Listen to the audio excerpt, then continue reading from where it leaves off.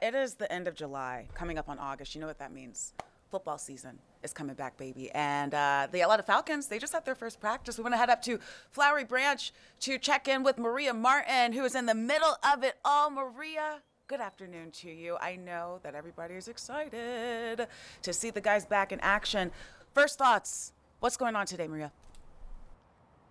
Faith, first of all, my first thoughts are it feels actually pretty good. Normally at training camp, I am sweating by this point in the day, but this is a very light day. You know, when we start training camp, it's just guys in helmets and shorts. They don't even have shells on at this point. When we get to the pads, that's when the real work begins. In fact, head coach Kevin Stefanski even said, I don't know anything about my team until we put the pads on, but we will have to wait a little bit for that. The NFL is in a ramp-up period. It always happens that way in training camp, but I think the vibes are really high. You know, the guys are excited to be back. This is a team that really believes they have the pieces in place. What pieces? I'll get into that. There was a lot of news today. And when we're talking about news, a lot of people want to know how the team is doing. How are the health of the quarterbacks? How are the other players? Are any of those questions going to be answered? Yeah, I hope so, Faith, because we've been talking about the quarterbacks and what it actually looks like for this team since Matt Ryan departed from a uniform here with the Falcons. I don't think they're getting any answers on the quarterback situation anytime soon. We walk into the room and Kevin Stefanski starts reeling out all these things about the questions with the quarterbacks. Well, it starts with Michael Penix Jr. He's not cleared for team drills. He's not going to be for quite some time. He said he feels hopeful at this point in his process. He had that season-ending injury back in November to his knee, and so now he's going to continue trying to hit those benchmarks to go closer to 11 on 11. He's not going to get anywhere close to that, at least for the next 4 weeks. It could be before that, but he's not really hopeful that it's going to be before that. Then you have Tua Tagovailoa, who re-aggravated an injury of some kind, which was shocking news to all of us, who we thought Tua Tagovailoa would continue with those QB1 reps, which he's done since he got here to Flowery Branch. That's not happening right now. However, that's not as dire as Michael Penix Jr. right now. In fact, Kevin Stefanski said he's not as worried about Tua. He thinks he's going to be back sooner rather than later.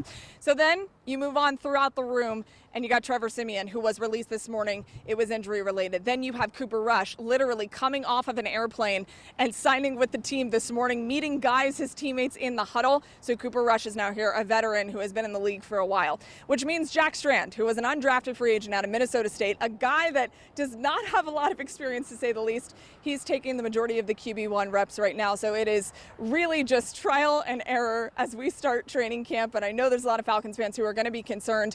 This quarterback competition that we've been speaking about all offseason really can't start until those guys are healthy. And that timetable, it begins now.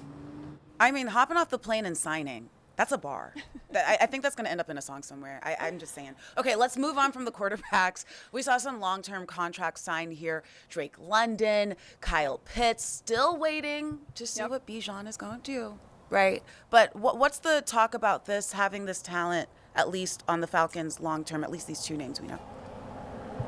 Well, I mean, Bijan Robinson's going to be a Falcon without a doubt in my mind. The question is whether or not he's going to get the contract extension that he's looking for. Faith, it's going to change the market. Right now, Saquon Barkley is the highest paid running back in the league. He won't be in a couple of days. It's going to be either Jahmyr Gibbs or Bijan Robinson. Jahmyr Gibbs, who we know because he played for Georgia Tech at one point, but he plays for the Detroit Lions. According to some reports in Detroit, he was holding in to practice. We don't call it holdouts. He's holding in at this point, also seeking a contract extension. Bijan Robinson likely in the same breath. He was standing on the sideline. His helmet was off, which likely indicates that he is going to hold in until he gets that contract extension. It's going to be historic for both of those guys. It's whether or not Detroit or Atlanta goes first.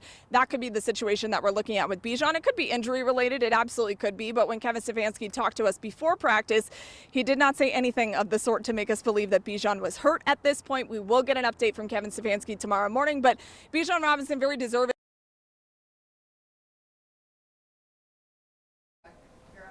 Okay, it looks like we have a little bit of technical difficulties with Maria. We lost her feed there, so we're going to try and work on getting that back up because I still have some questions for her.